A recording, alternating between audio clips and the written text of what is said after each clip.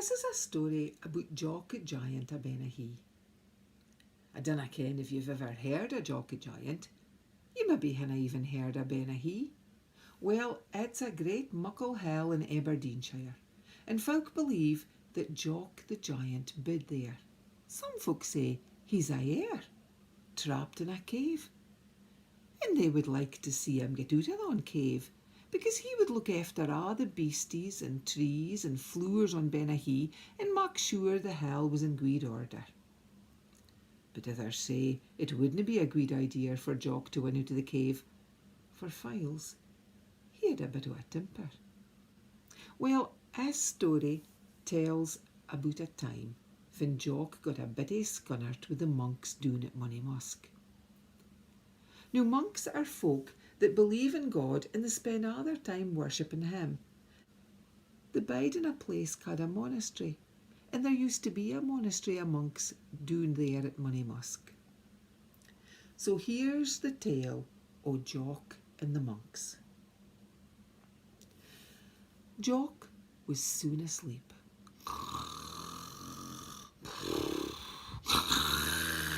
Van Ardens, there was this almighty soon. Praise be to God. Ah, losh be here, said Jock. It's happening again. Kennis, I've got a dirling sair heed, my lugs are ringing, and there's bags aneath my een. I canna get ony beauty sleep for thon monks. Ilka day at 4 o'clock in the morning they're at it. Ach, I'm fair scunnert weet. I've hid a newch. I'm going to do something about it. So Jock got up and thumped across the top of Bennachie until he found this muckle steen.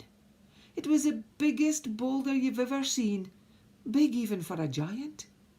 Well, Jock bent down and he shoved and struggled and pecked and panted, and eventually, using all his strength, he managed to heave the muckle steen up onto his shoulders.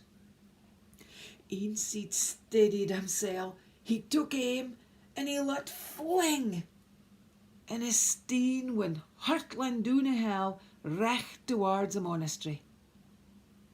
Jock was feeling fair chuffed with himself. Aye, he says, thon'll be the end of the monks, and I'll get a good nicht's sleep at long last. Well, the steen was hurtling down towards the monastery, and just at that very minute there was a learner monk belting across the cloisters at a rare speed. He was late, and it wasn't the first time either. He kent the abbot, the head monk, was going to be dean with him. Aye, the abbot wouldn't be pleased of a', and the wee monk was gey worried about fit micht happen to him. So he was running towards the kirk, hoping he'd managed to sneak in without anybody seeing him. Well, he was halfway there when he catched a glimmer of something out of the corner of his eye. It was a great muckle steen hurtling recht towards him. Oh, mighty, he thought, that steen's going to land recht in the kirk and squish us all to smithereens. We'll be flat as a bannock.